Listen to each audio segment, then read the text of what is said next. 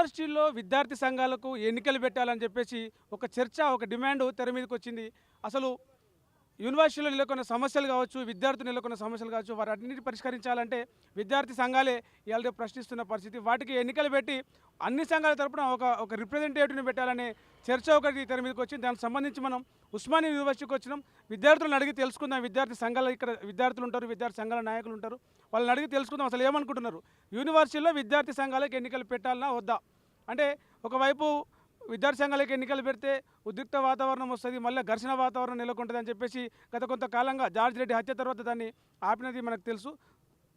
మళ్ళీ ఇప్పుడు మొన్నటి ఎన్నికల్లో సీఎం రేవంత్ రెడ్డి ఒక హామీ ఇచ్చినాడు. దాన్ని మళ్ళీ ఇప్పుడు తెర మీదకి తీసుకొచ్చినారు. అడిగి తెలుసుకుందాం విద్యార్థులనే పెట్టాలన్నా వద్దా విద్యార్థి సంఘాలకు యూనివర్సిటీలో ఎన్నికలు అనేది వారిని అడిగి తెలుసుకుందాం. విద్యార్థి సంఘాలకు ఎన్నికలు పెట్టాలి అని చెప్పేసి మళ్ళీ ఒక డిమాండ్ తెర మీదకి వస్తూ ఉంది. మీరు ఏమంటారు? విద్యార్థి సంఘాలకు ఎన్నికలు ఉండాలా వద్దా? ప్రతి విద్యార్థికి అనేది సమస్య కంపల్సరీ ఉంటుంది కాబట్టి ఆ సమస్యలను తీర్చుకోవాలంటే మాకంటూ ఒక నాయకుడు ఉండాలి. మాకంటూ ఒక ఎలక్షన్స్ ఉంటే మా ప్రాబ్లమ్స్ కానీ ఏమైనా చెప్పుకోవడానికి ఒక వేదిక అనేది దొరుకుతుంది మాకు. సో విద్యార్థిని సంఘాల తరపున అయినా కానీ గవర్నమెంట్ రీసెంట్గా రేవంత్ రెడ్డి కూడా యూనివర్సిటీలలో ఎలక్షన్స్ అని మాట్లాడిండు. జరుగుతాయని అనుకుంటున్నాం, మరి చూడాలి. అంటే విద్యార్థులు రాజకీయాల్లో ఈ విద్యార్థి సంఘాలు ఎన్నికలు పెడితే గొడవలు అయితే, లొల్లులు అయితే యూనివర్సిటీలో చదువుకునే కాడ ఉద్రిక్త వాతావరణం వస్తుందని చెప్పేసి కూడా ఒక వాదన వినిపిస్తుంది కదా, దాని గురించి ఏమంటారు? గతంలో జరిగిన సంఘటనల ద్వారా అట్లా చెప్పుండొచ్చు. కాకపోతే చాలా సంవత్సరాలు అవుతుంది జరిగి. ఇప్పుడు మనం అందరూ యూనివర్సిటీ తరపున ప్రొఫెసర్లు కానీ ప్రిన్సిపల్ కానీ పకడ్బందీగా అంటే చేస్తామని ముందుకొస్తే ఎటువంటి అవాంఛనీయ ఘటనలు జరగకుండా చూసుకోవచ్చు. విద్యార్థి సంఘాలకు ఎన్నికలు పెట్టాలన్నా గతంలో ఆపేసారు కదా జార్జ్ రెడ్డి హత్య తర్వాత. మీరేమంటారు? పెట్టాలన్నా వద్దా? పెడితే ఎట్లా ఉంటుంది? అన్న, విద్యార్థి సంఘాలకు తప్పకుండా ఎలక్షన్ అనేది పెట్టాలా. ఎందుకంటే విద్యార్థుల్లో కూడా నాయకత్వ లక్షణాలు, నాయకత్వ పటిమ అనేది ఇక్కడ నుంచే యూనివర్సిటీ నుంచి, కాలేజీల నుంచి స్టార్ట్ అవుతాయి కాబట్టి తప్పకుండా ఎలక్షన్ అనేది కండక్ట్ చేయాలా. ఎలక్షన్ అనేది ఉన్నప్పుడు విద్యార్థుల్లో నాయకత్వ లక్షణాలు పెరుగుతాయి, సమాజంలో ఏం జరుగుతున్నాయి అనే విషయాలపైన అవగాహన పెంచుకుంటారు, లీడర్షిప్ క్వాలిటీస్ ఉంటాయి. సో ఇవన్నీ ఉండాలంటే తప్పకుండా విద్యార్థి ఎలక్షన్స్ అనేది కండక్ట్ చేయాల. ప్రభుత్వము వద్దనే ప్రసక్తి లేదు, తప్పకుండా ఉండడం మంచిదని మా ఉద్దేశం. అంటే విద్యార్థుల మధ్యలో, విద్యార్థి సంఘాల మధ్యలో ఒక రాజకీయ వాతావరణం, ఘర్షణ వాతావరణం వస్తుంది ఎన్నికల వల్ల అనేది కూడా ఒకటి వినిపిస్తుంది కదా అన్న. అట్లేం ఉండదన్న. విద్యార్థి సంఘాల మధ్య నాయకత్వ లక్షణాలు పెరగడానికి ఘర్షణ వాతావరణం వేరు, ఇది వేరు. ఎందుకు అంటే ఘర్షణ వాతావరణం సంఘాల్లో ఉండడం అనేది సహజం. ఎక్కడైనా ఏ పొలిటికల్ ఏ ఎలక్షన్స్ అయినా అది ఎప్పటి మట్టుకు ఆ 2-3 రోజులు ఎలక్షన్ పరిస్థితి అక్కడ మట్టుకే పరిమితమై ఉంటాయి. తర్వాత కొనసాగే ఆస్కారం అనేది ఉండదు కాబట్టి తప్పకుండా ఎలక్షన్ అనేది పెట్టడమే మంచిది. అంటే గతంలో హత్య వరకు వెళ్ళింది కదా జార్జ్ రెడ్డి విషయంలో, దాని గురించి సరే కొంచెం ప్రభుత్వాలు ఆలోచిస్తున్నట్టు, రద్దు చేసినది కూడా దానికే కదా.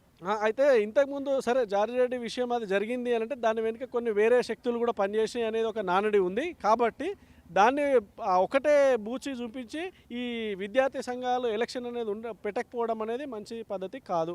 యూనివర్సిటీలలో ఎలక్షన్లు పెట్టాలి, మళ్ళీ విద్యార్థి సంఘాలు ఎన్నికలు నిర్వహించాలని చెప్పేసి ఒక చర్చ ఒకటి నడుస్తుంది కదా. ఎట్లా ఉంటుంది? పెడితే బాగుంటుందా, పెట్టకుంటే బాగుంటుందా? ఒకవేళ పెడితే ఏమైనా గొడవలు అయ్యే ఛాన్స్ ఉంటుందా? రెండింటి నుంచి కూడా పాజిటివ్స్ అండ్ నెగిటివ్స్ ఉన్నాయి. ఇప్పుడు మనకు విద్యార్థి సంఘాలు ఎలక్షన్స్ పెట్టడం అనేది ఒక రకంగా మంచిదే. ఎందుకంటే విద్యార్థుల తరఫున వాళ్ళు పోరాడడానికి ఒక పవర్ అనేది ఉంటుంది ఒక నాయకులకి. But at the same time ఒక నెగిటివ్ ఏం జరుగుతుంది మళ్ళీ వీళ్ళకంటే వీళ్ళు ఎలక్షన్స్ కోసం అనేది వాళ్ళకు విభేదాలు వస్తాయి. ఇప్పుడిప్పుడే కొంచెం యూనిటీ అవుతున్నాయి అన్నీ కూడా. అందరి తరపున పోరాడాలి అనే ఒక కాన్సెప్ట్ తరపున వాళ్ళందరూ కూడా యూనిటీ అవుతున్నారు.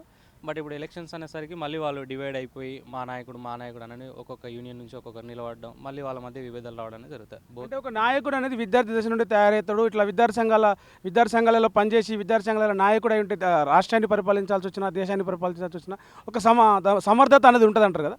అవును, అది కరెక్టే కాదని నేను అనట్లేదు కదా. ఇప్పుడు ఏ యూనియన్ నుంచి అయినా కూడా ఇప్పుడు మనం ప్రీవియస్గా చూసుకునే ఇట్లా మనకి ఇప్పుడు ప్రజెంట్ పాలిటిక్స్లో ఇట్లా కొంతమంది యూనియన్స్ నుంచి వచ్చి ఇప్పుడు ప్రజల్లోకి వెళ్ళి ప్రజల పక్షాన వాళ్ళ గొంతుని వినిపించడం అనేది జరుగుతుంది, కాదనట్లేదు. బట్ ఇక్కడ ఒక స్టూడెంట్గా ఉన్నప్పుడు వాళ్ళ మధ్యలో విభేదాలు వస్తున్నాయి. అవి రాకుండా ఒకవేళ వాళ్ళు ఇవి జస్ట్ వాటిని ఎట్లా అంటే ఒక ఫ్రెండ్షిప్ లెక్కన తీసుకొని ఫ్రెండ్షిప్ వాతావరణంలో అవి జరిగితే అనేది బెటర్ ఉంటుంది.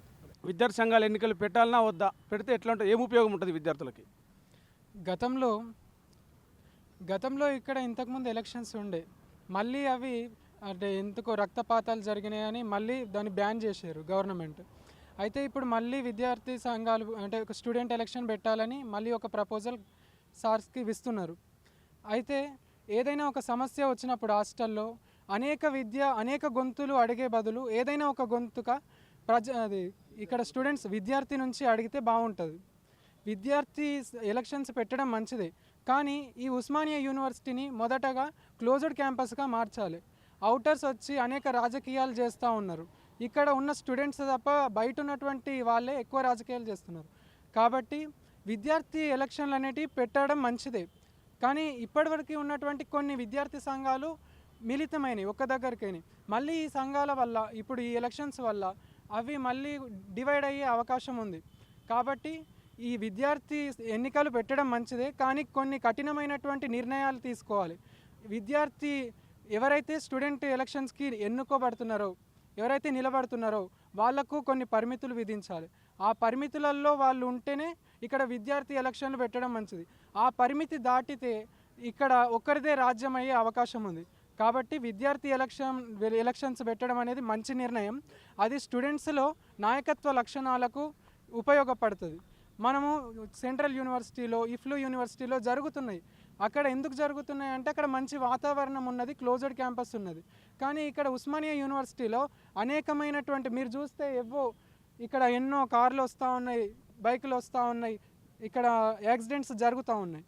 ఇటువంటి యాక్సిడెంట్స్ జరుగుతున్నాయి అంటే ఇక్కడ యూనివర్సిటీ అనేది ఇది 100 ఏళ్ళు నిండినటువంటి యూనివర్సిటీ. ఇక్కడ దగ్గరలో 100 మీటర్లకు దగ్గరలో ఏ వాహనం కూడా తిరగకూడదు అసలు లెక్క ప్రకారం. దీన్ని వెంటనే ఫస్ట్ క్లోజ్డ్ క్యాంపస్గా మార్చాలి.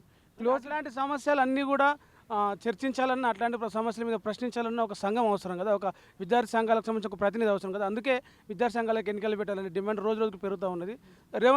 సీఎం రేవంత్ రెడ్డి కూడా విద్యార్థి సంఘాలకు ఎన్నికలు పెడతామని చెప్పేసి ఎన్నికల్లో హామీ ఇచ్చింది కదా. విద్యార్థి ఎన్నికలు పెట్టడం అనేది మంచి నిర్ణయం. అయితే మీరు ఆహ్వానిస్తున్నారా, వ్యతిరేకిస్తున్నారా? ఖచ్చితంగా దీన్ని ఆహ్వానిస్తున్నాను. కానీ ముందుగా క్లోజ్డ్ క్యాంపస్గా అయ్యి ఇక్కడ బయట రాజకీయాలు ఇందులోకి రాకుండా ఇక్కడ చదివే స్టూడెంట్స్ మాత్రమే వీటిలో నిలబడే విధంగా విద్యార్థి సంఘాలకు ఎన్నికలు పెట్టాలి అని చెప్పేసి ఒక చర్చ మళ్ళీ తెర మీదకి వస్తుంది. దాని గురించి నడుస్తుంది కదా, ఏమంటారు? ఎట్లా ఉంటుంది వాతావరణం, ఎట్లా ఉంటుంది? గతంలో కొంత హత్య రాజకీయాలు, రక్తపాతం జరిగిన ఉద్రిక్త వాతావరణాలు ఉండే కదా. ఎన్నికలు పెట్టాలి.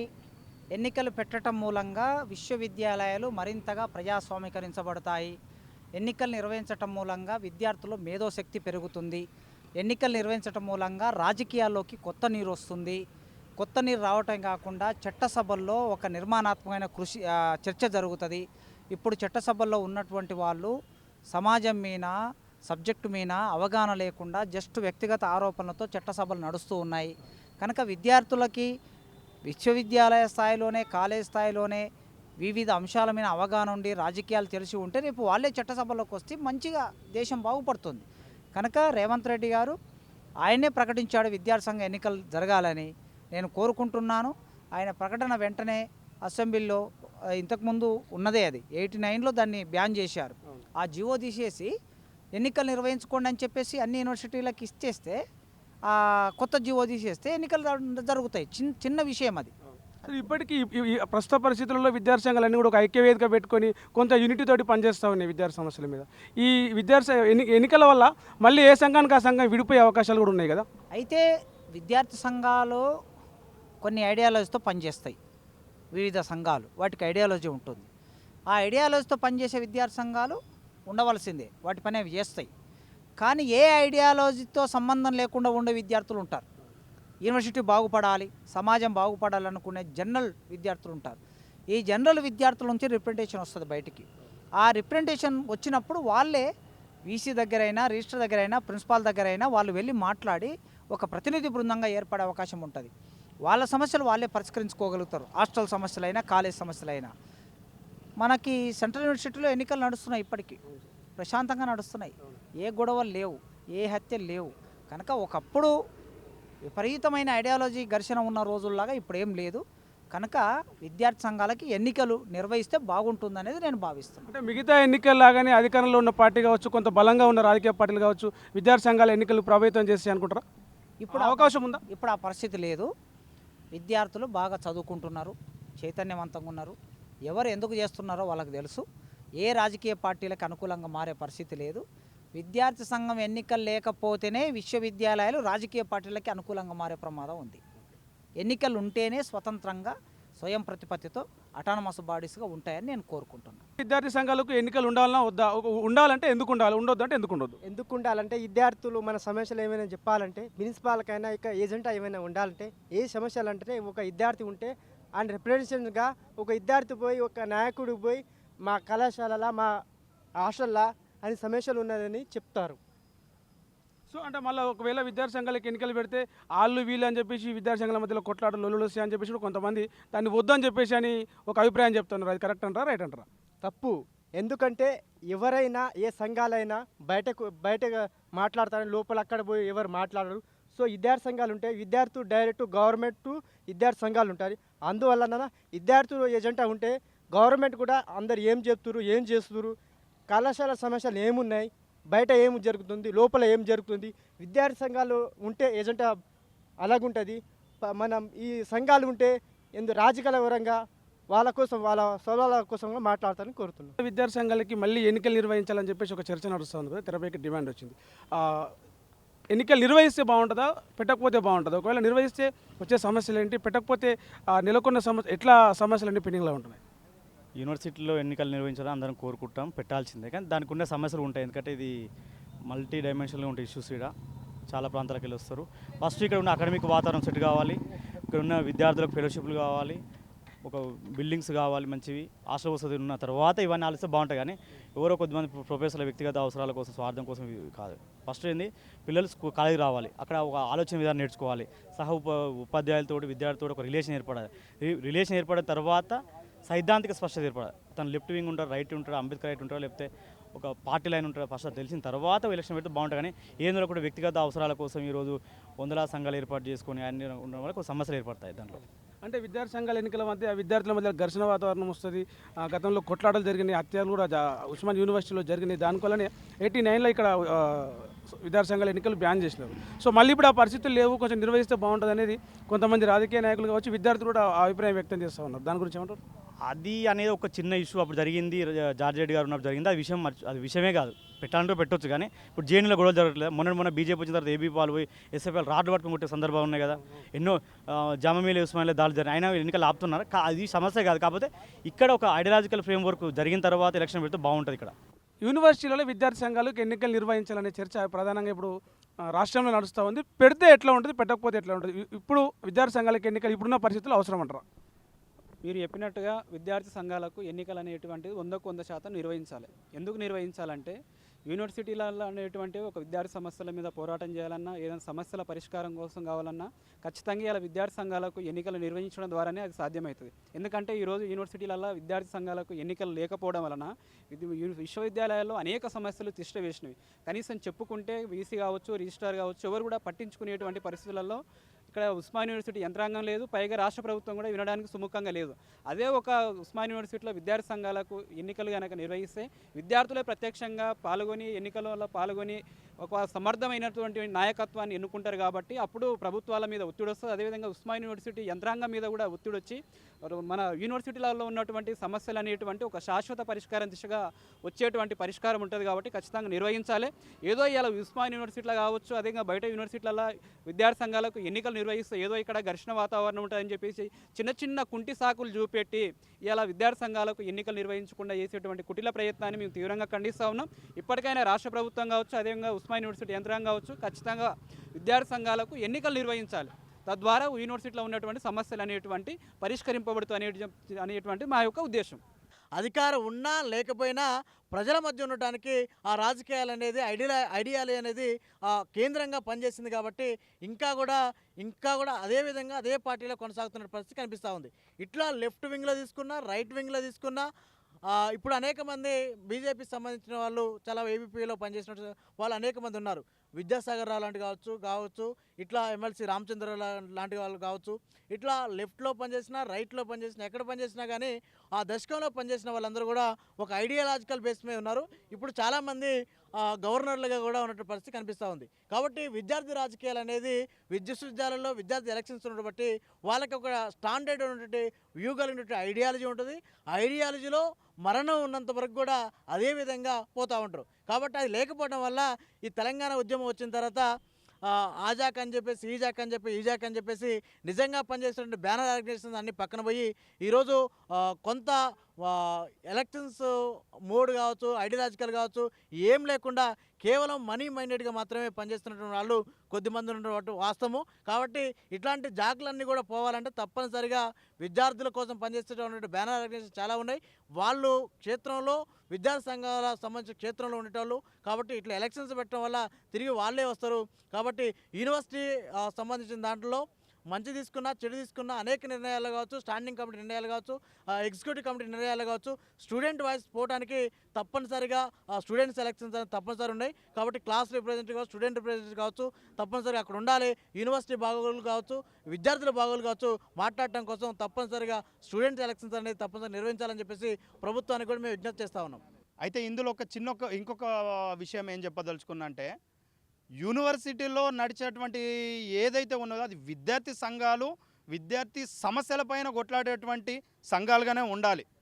ఇందులో మళ్ళీ ఇతరత్ర ఉన్నటువంటి మెయిన్ రాజకీయ పార్టీలకు సంబంధించినటువంటి వ్యవహార శైలి కనుక దీంట్లో రుద్దినట్లుంటే, మీరు ఇంత అన్నారు కదా, విద్యార్థుల సంఘాల ఎలక్షన్స్ జరగడం వల్ల సమస్యలు ఏర్పడతాయి, కొట్లాటలు జరుగుతాయి అంటే, విద్యార్థులకు ఎలక్షన్స్ జరిగినప్పుడు ఉండవు. అవి బయట ఉన్నటువంటి ఏవైతే రాజకీయ పార్టీలు ఏవైతే ఉన్నాయో అవి ఇన్వాల్వ్ కావడం వల్ల ఇక్కడ విద్యార్థులు శత్రువులుగా మారి కొట్లాటలకు దారితీసి ఈ యొక్క ఏవైతే విద్యార్థి సంఘ ఎలక్షన్స్ ఏవైతే ఉన్నాయో వీటిని ఇబ్బంది పడడానికి మనకు అవకాశాలు ఏర్పడతాయి తప్ప, ఇక్కడున్న విద్యార్థులు ఇందులో ఇన్వాల్వ్ అయిపోయి అందరు అనుకూలించుకొని సంపూర్ణంగా జరుపుకున్న రోజు హ్యాపీగానే జరుగుతుంది అంతా కూడా తప్ప ఏ రోజు ఇబ్బంది జరగదు.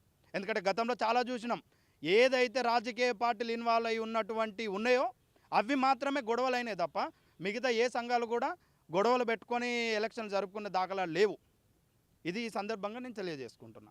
యూనివర్సిటీలలో విద్యార్థి సంఘాలకు ఎన్నికలు ఉండాలన్నా వద్దా, పెట్టాలనే చర్చ ఒక డిమాండ్ కూడా తెర మీదకి వచ్చింది కదా, మీరేమంటారు ఒక విద్యార్థిగా? నా పేరు మనోజ్ కుమార్, సామాజిక తెలంగాణ విద్యార్థి సంఘం రాష్ట్ర ప్రధాన కార్యదర్శిని, ఇక్కడ పిఎస్సి ఆస్పిరెంట్ను.